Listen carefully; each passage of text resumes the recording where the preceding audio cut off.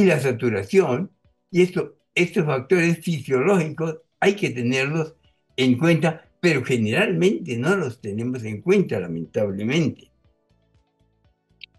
Para poder hablar de la altura, debemos de hablar de la clasificación de la altura.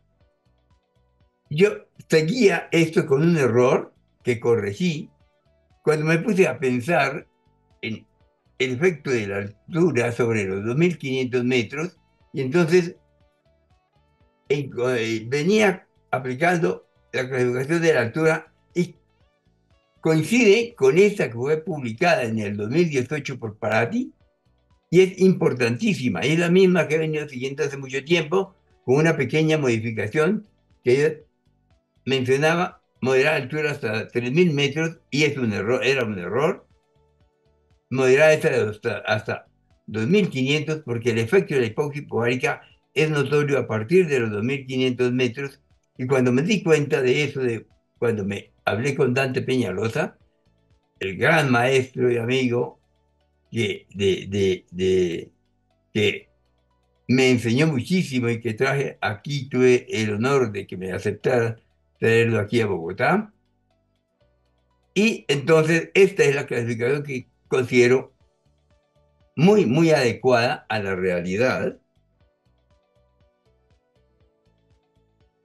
Y el maestro Dante me regaló esta gráfica estos estudios de la época gloriosa de los peruanos, y encontraron, liderados por Dante, que el efecto de la hipoxia hipovárica sigue una curva parabólica de rápido ascenso a partir de los 2.500 metros sobre el nivel del mar, y por eso nosotros, Bogotá, que está a 2.640 metros, y Jorge 2.750, pues estamos afectados por el efecto de la hipoxia hipovárica en forma significativa.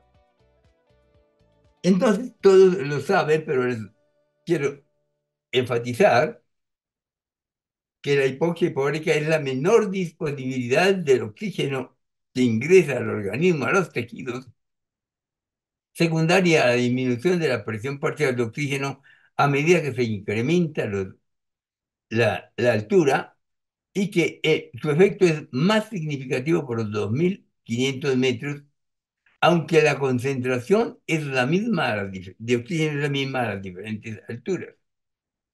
El efecto de la hipoxia hipovárica, algo mencionó Jorge, y es, allá hay estudios en ratitas, hay estudios que demuestran eso, y hay estudios de resultados en humanos, que el efecto de la hipoxia hipovárica viene desde la vía fetal en susceptibles a través de la madre. Y eso es un dato muy importante, porque incluso tenemos datos de enfermedad vascular pulmonar que por razones de tiempo no puedo mostrarles, en escala del niño, y la he definido como una enfermedad vascular pulmonar congénita. Y eso es por efecto de la hipoxia hipovárica inútil. La hipertensión pulmonar persistente del recién nacido nos afecta la historia natural de las cardiopatías congénitas. Entonces, en las cardiopatías congénitas en la altura, el comportamiento es diferente a nivel del mar. Influye en el diagnóstico y cómo debemos hacer el diagnóstico de la hipertensión pulmonar, e indudablemente tiene algún efecto también para el tratamiento, como vamos a mencionar al, al final, y también influye, desde luego, en la evolución postoperatoria y en cardiopatías, como por ejemplo en cirugías, como por ejemplo el comportamiento con el Fontan. Es muy importante tenerlo en cuenta, como se señala y se le da énfasis en muchos congresos. Hice ese estudio en 2012 y lo actualicé en el 2019 sobre las ciudades del mundo con mayor población que están por encima de los 2.500 metros, y miren que la mayoría están en América. Interesantísimo. Porque en China hay muchísimos habitantes por encima de los 2.500 metros, pero son pequeñas poblaciones, no grandes ciudades.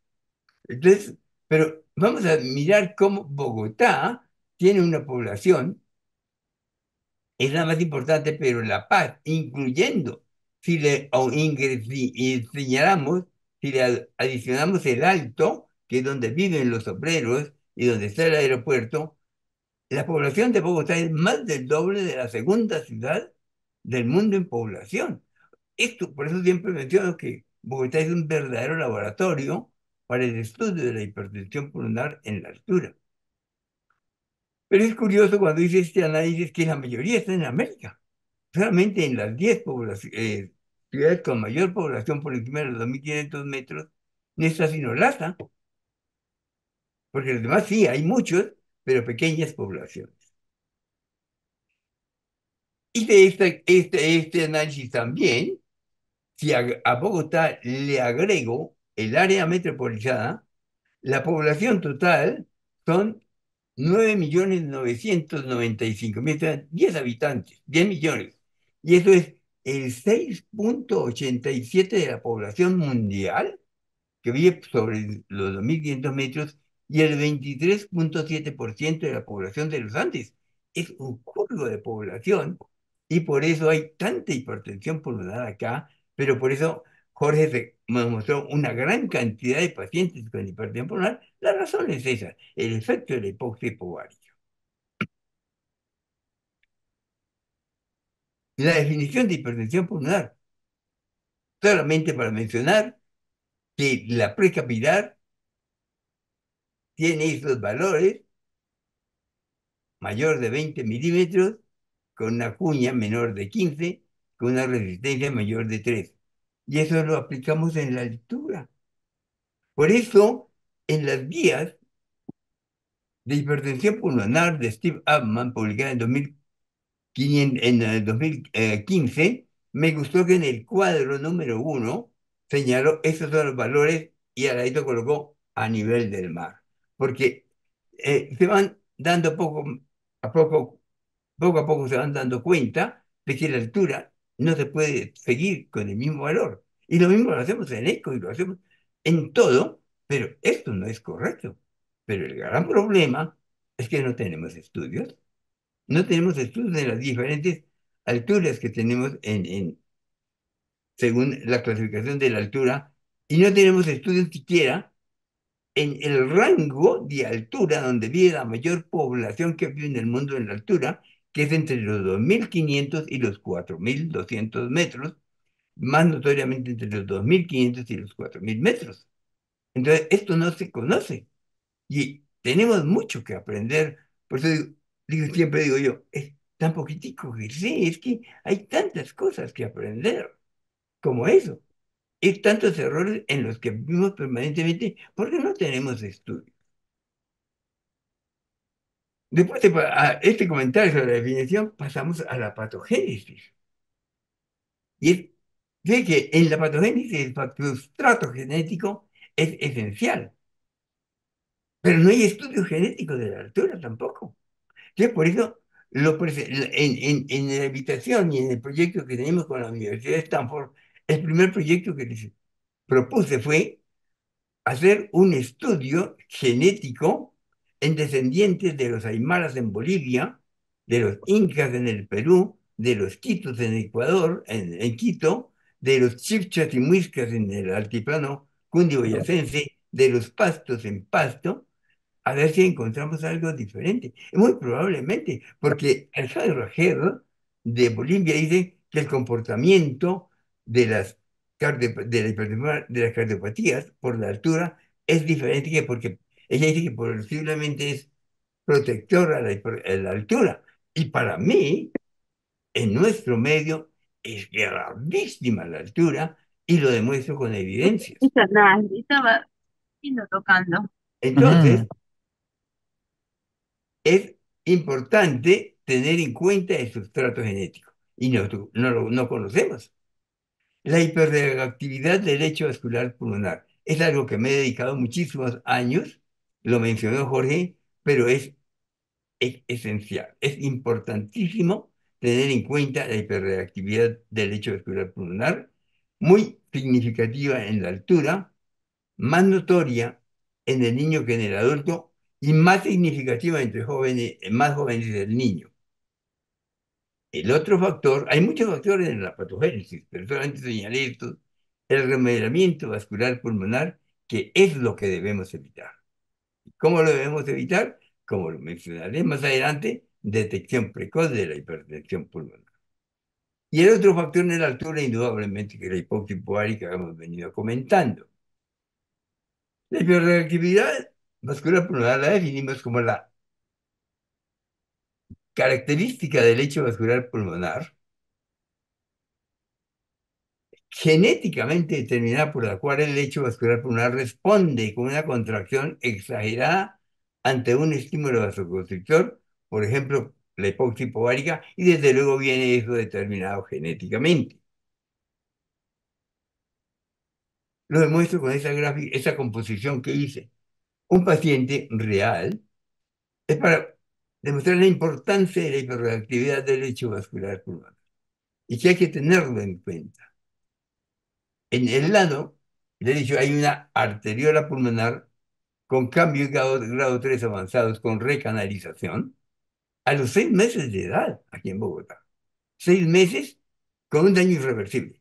Porque de acuerdo a la clasificación de Hitt y Edwards de Circulation de 1958, lo dividen en 6 grados, los tres primeros irreversibles y los últimos irreversibles. Ya aquí hay irreversibilidad en este paciente a los 6 meses.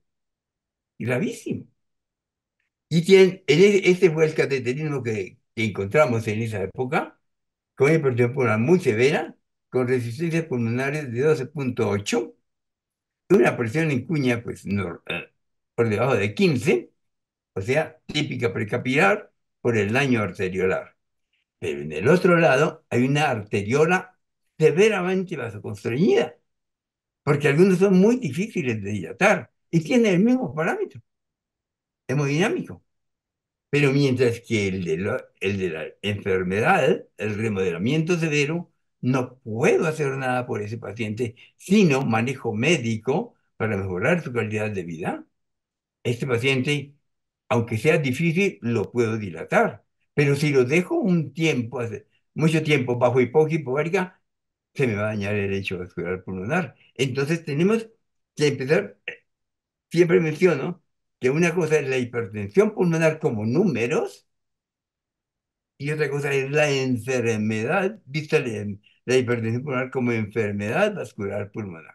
¿Qué tan enfermo está el lecho vascular pulmonar de cada paciente? Y lo recalco aquí. Es importante diferenciar entre hipertensión pulmonar y enfermedad vascular pulmonar. Toda enfermedad vascular pulmonar implica hipertensión pulmonar, pero no toda hipertensión pulmonar implica enfermedad vascular pulmonar. En el diagnóstico, Eh, seguramente habrá pediatras solamente, porque ustedes ya lo saben, seguramente la mayoría. Ese es el protocolo básico que se tiene para el diagnóstico del paciente, recordando que la hipertensión pulmonar, y eso, ¿por qué voy a hacer énfasis en eso? En los pediatras. Nosotros no detectamos la hipertensión pulmonar. Son los pediatras y por eso me encanta trabajar con los pediatras y con los estudiantes para enseñarles la detección precoz de la hipertensión pulmonar, porque inicialmente es una enfermedad silente, silente entre comillas, porque da dos cosas: hiperactividad cardíaca y reforzamiento del segundo ruido, nada más. Pero si buscamos otros, no los tienen.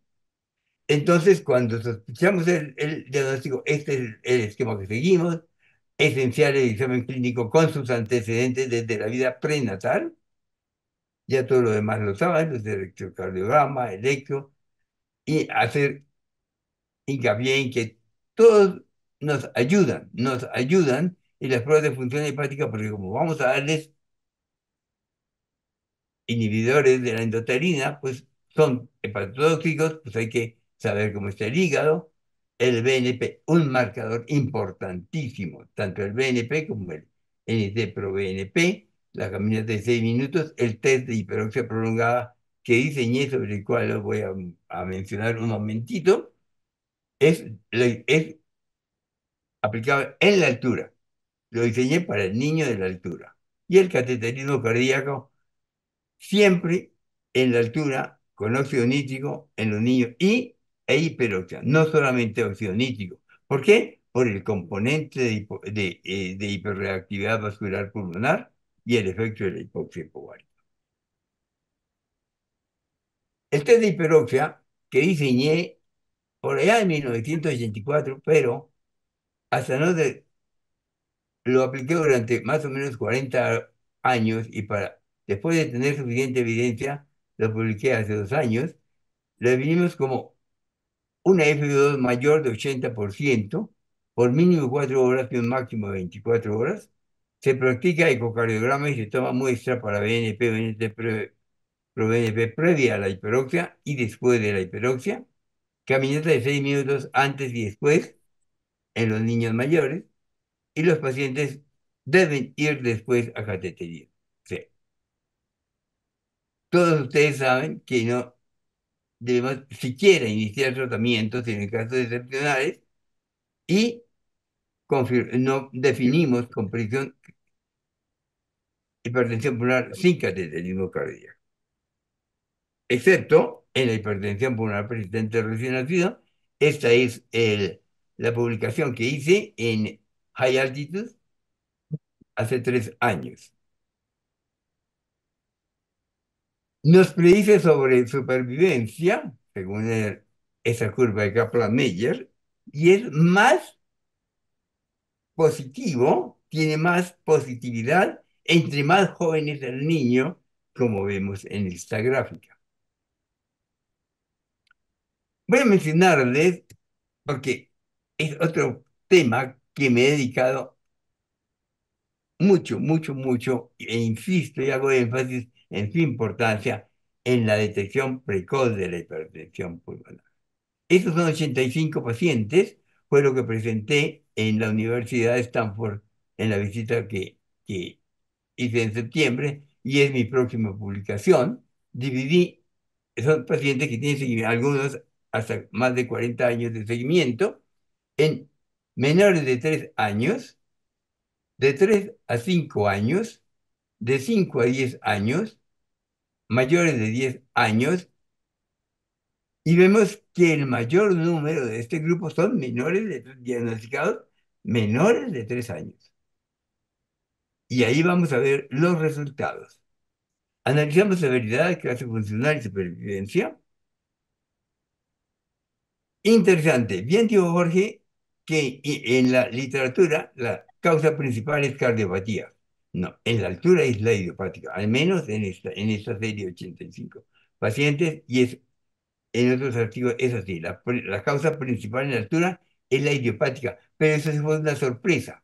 La segunda causa, hipertensión pulmonar desarrollada después de la cirugía. Y no es como en la altura, la cardiopatía más frecuente es el ductus, se encontró que la cardiopatía más frecuente era el ductus, pero es porque el ductus es la cardiopatía más frecuente en la altura. Pero sí lo interesante que fue la segunda cardiopatía, la segunda causa de hipertensión pulmonar en la altura. La desarrollada después de la cirugía, después viene la asociada, o sea, los defectos pequeños y cardiopatías leves asociadas a la hipertensión, que es una hipertensión pulmonar asociada a un defecto pequeño. Y las otras en un menor número. Analicé los 5 pacientes con mayor supervivencia. Y el dato fue muy interesante. La media del diagnóstico, 2,46 años. Idiopático, pues como siempre, la mayoría, y poscirugía también. La media, o sea, no eran hipertensiones, no son hipertensiones pulmonares, la media de la presión pulmonar media, 62,4 milímetros. La media de las resistencias pulmonares, 13,92 unidades Wood, y un seguimiento de 31,6 años. Una supervivencia inmensa, porque son diagnosticados muy tempranamente. Mire ese dato muy tan importante que lo vamos a comparar ahorita con la publicado por la otra gran maestra, la doctora Robin Bars. Y para completar, esos pacientes están en clase funcional uno o dos, luego van a vivir más. Si analizamos ya los 10 pacientes con mayor seguimiento, la media al diagnóstico 2,09 años, igual idiopática la mayoría, igual hipertensión pulmonar muy severa, con resistencia muy altas, y la media de seguimiento, lógicamente, al ser mayor número de pacientes, bajó a 22,81. Si comparamos estos datos de seguimiento y estando en clase funcional 1-2, y tenemos en cuenta la publicación de la doctora Robin Barr del 2002, lógico, sin tratamiento, el promedio de vida de hipertensión pulmonar en adultos era 2,8 años y en niños 10 meses, en una serie de 194 pacientes.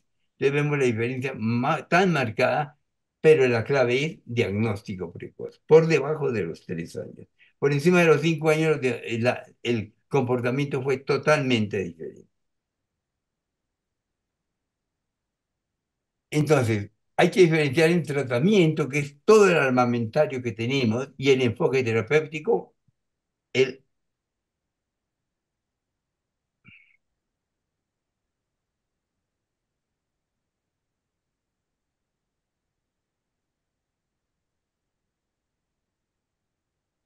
enfoque terapéutico ideal es la detección precoz con tratamiento precoz.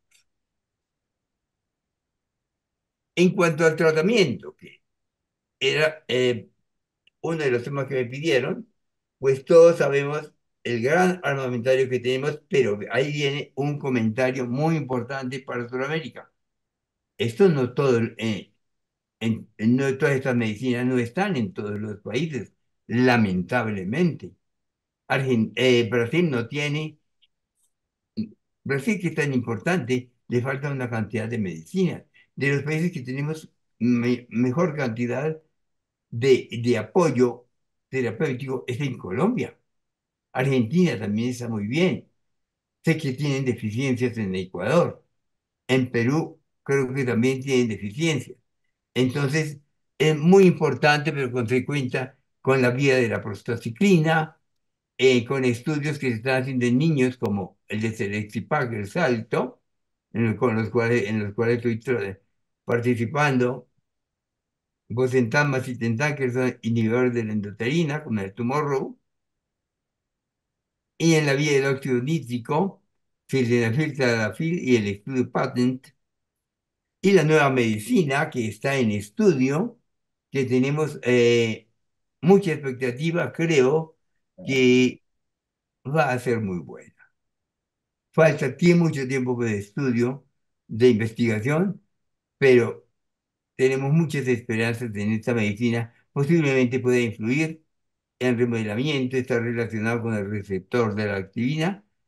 Y como bien dijo Jorge, y lo recalco y lo subrayo, vivir a baja altura sobre el nivel del mar. Pero vamos al otro problema, al mismo problema, que no todos los pacientes con hipertensión pulmonar tienen la capacidad económica de poder y decir, me voy a vivir a baja altura.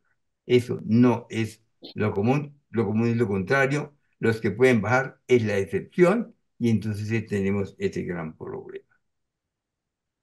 Quiero terminar con un caso clínico para demostrar que, porque lo importante es mostrar con evidencia que no debemos de traer de baja altura a grandes alturas, o sea, por, a 2000, por encima de los 2.500 metros, niños para diagnóstico y para tratamiento. Un recién nacido de 17 días, enviado de la isla de San Martín, que es el Caribe Oriental a Bogotá, con diagnóstico de síndrome de Down, comunicación interventricular, interauricular y ductus para valoración y tratamiento.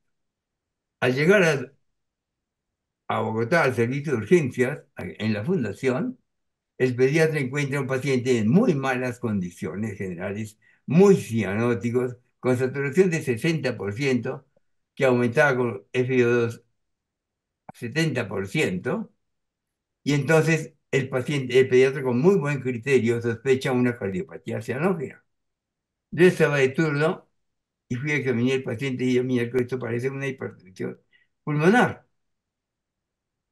Efectivamente estaba muy cianótico, muy mal, con pulsos normales, no hepatomegalia, hiperactividad cardíaca importante, para esternal izquierda, o sea, hiperactividad del ventrículo derecho, un segundo ruido muy aumentado, y no había soplos. Sospeché una hipertensión pulmonar severa, le hice el ecocardiograma y encuentro efectivamente eh, un gradiente de 62, tomándole 10 a 72 de presión pulmonar. Tenía una presión sistémica de 68. Esta era, o sea, era una hipertensión pulmonar suprasistémica. Y oh sorpresa, efectivamente venía con diagnóstico correcto, pero el cortocircuito era de derecha a izquierda, tanto a nivel del ductus como a nivel de la comunicación interventricular, que está entre flechas, y el otro es el ductus. Pues por eso estaba terriblemente cianótico y el paciente se estaba muriendo. Enseguida le apliqué el test de hiperoxia y a las 18 horas de hiperoxia el flujo del ductus se revierte a izquierda a derecha, la presión pulmonar baja, se invirtió completamente a las 18 horas de hiperoxia. Esa es la importancia del test de hiperoxia, es por vasoconstricción y el mayor vasodilatador a la altura es el oxígeno. Entonces inmediatamente se revirtió. Ustedes ven que de ahora de izquierda a derecha, tanto a nivel del ductus como del foramen oval, el paciente se estabilizó y se llevó a cirugía, pero indudablemente el paciente se había podido morir por traerlo a la altura. En conclusión, la hipoxia hipovárica tiene importantes efectos a partir de los 2.500 metros sobre el nivel del mar. Influye tanto en el niño normal, porque tengo otro estudio que está para publicación, eh, es que no podía mencionar todo, es el retraso de la disminución de las resistencias pulmonares postnatales.